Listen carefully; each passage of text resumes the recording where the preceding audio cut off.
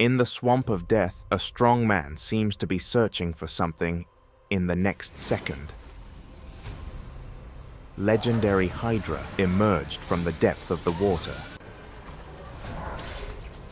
With 3 strikes and 5 divided by 2, he served 7 heads, but the remaining 2 did not retreat, opening their bloody mouths and charging at him. Again a man took them down with a single strike. On his way home through the snowy mountains, he encountered an attack from the Ball King, facing the giant beast charging at him. He leaned away, dashed up a large tree to avoid a fatal blow, then used the force of his jump to deliver a powerful strike against the beast. For the man, and these challenges were nothing. The fierce beast before him, the lion, was the most difficult challenge he'd ever faced in his life. Even Arrow could not use his tough fight, but even such a beast was ultimately conquered by the man who relied on his immense strength to tear the lion apart. The reason the man was so brave was that he was the illegitimate son of the god Zeus, the mighty Hercules. Zeus had a child with a mortal woman, but this event angered the goddess Hera. The birth of this baby was an insult to her in her fury. Hera summoned 2 servants intending to kill him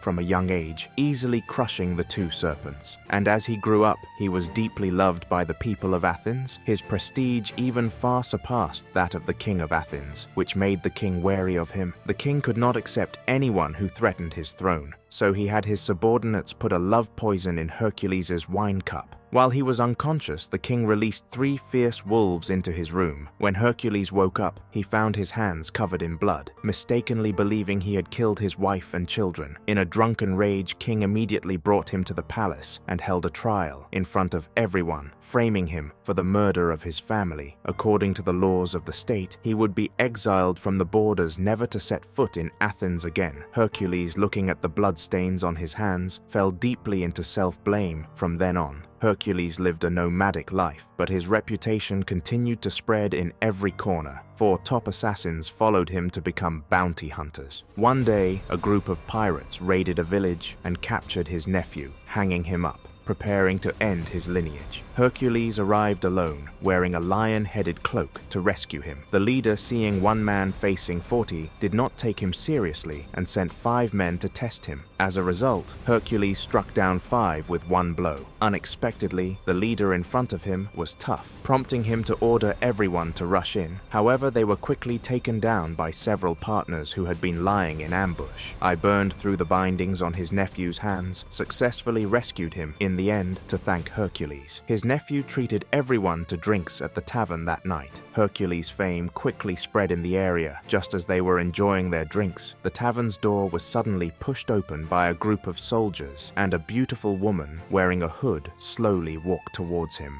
This person was the princess of the local kingdom. She came to ask Hercules for a favor. Their country was suffering from foreign invasion, not only occupying their land, but also slaughtering innocent civilians. If he could help them win this battle, the king promised to reward them with 10 times the amount of gold. Tempted by the promise of a substantial reward, he accepted the deal without any hesitation. With the arrival of the event, the king is full of confidence for this tough battle, but he is filled with doubts about and his companions, insisting that they demonstrate their skills before allowing them to join the team. The Amazon warrior pierced the guard's helmet with dual swords on the spot, and this agile display immediately won the king's respect. That evening, he invited them to a royal banquet to show his welcome. King informed them that the enemies are half man, half horse monsters and fierce barbarians who burn, kill, and plunder wherever they go, committing all kinds of atrocities due to the continuous defeats of the national army. The current troops consist only of some merchants and civilians serving. Hercules can only start training these unskilled farmers to become qualified warriors before the battle begins. First task is to train the soldiers on how to build a shield wall. A survival on the battlefield is more important than fighting after building the shield wall. They have the Beast Man test them clearly. This fragile shield wall is a death sentence on the battlefield, and they can only increase training to have a chance of winning. However, just a few days into training, Hercules is summoned by the king to learn that the enemy army has once again invaded their borders. The king intends to have Hercules lead the troops into battle immediately, regardless of Hercules' explanations. The king is all in with no choice. Hercules gathers all the soldiers the next day and boosts them around, fully armed. They set off towards the border in a grand procession. Several shots of them crossing mountains indicate that they have arrived at the border. Hercules suddenly halts the advancing troops. The morning mist shrouds the road ahead, and they can vaguely see 3 figures blocking their path. Upon approaching to investigate, they discover 3 heads strung up in the middle of the road. They have ultimately arrived too late. The village here has already been looted and slaughtered by the enemy, judging by the level of decay of the bodies. The enemy must have arrived here over a week ago, but soon they noticed something unusual from the bodies lying on the sides of the road. The barbarian on the ground still had wounds.